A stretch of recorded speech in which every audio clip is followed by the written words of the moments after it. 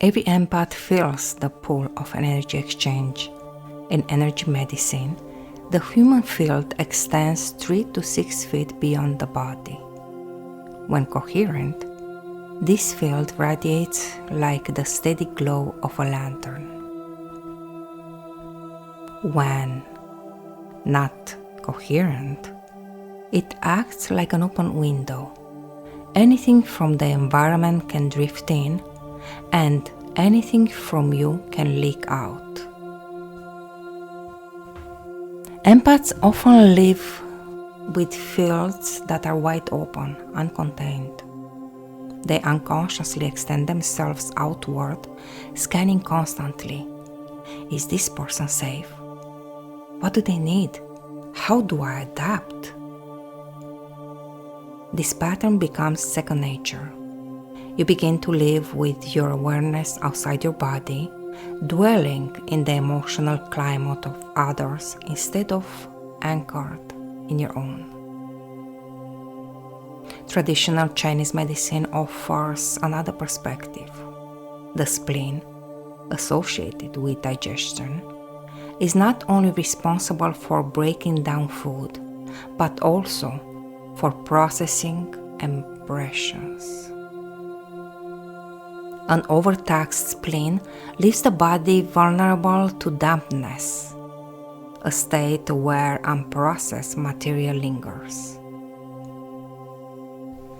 Emotionally, this is the empath's burden, carrying residue that was never fully processed because it was never yours to process in the first place. When this happens, boundaries blur. You walk into a meeting and feel drained before a word is spoken.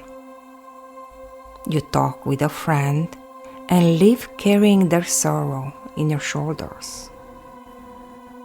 You pass a stranger in the grocery store and their anxiety lingers in your chest for hours.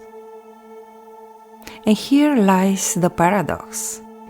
The empath's field is not weak, it is overgenerous. You have trained your body to open its gate without discernment.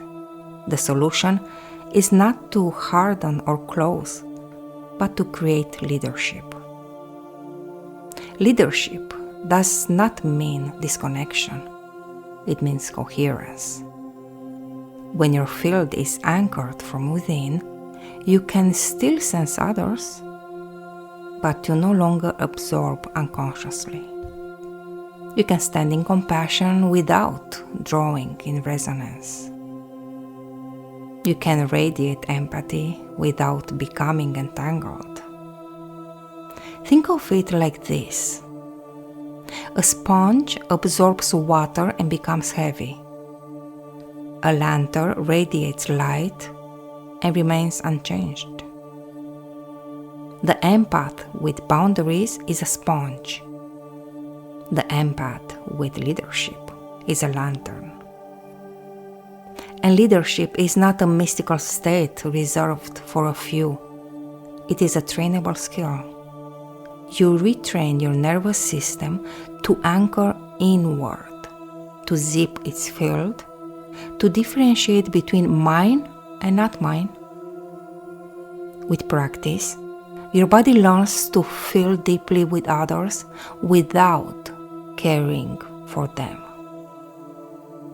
This is a turning point. The moment you stop leaking and start radiating. The moment you reclaim your field.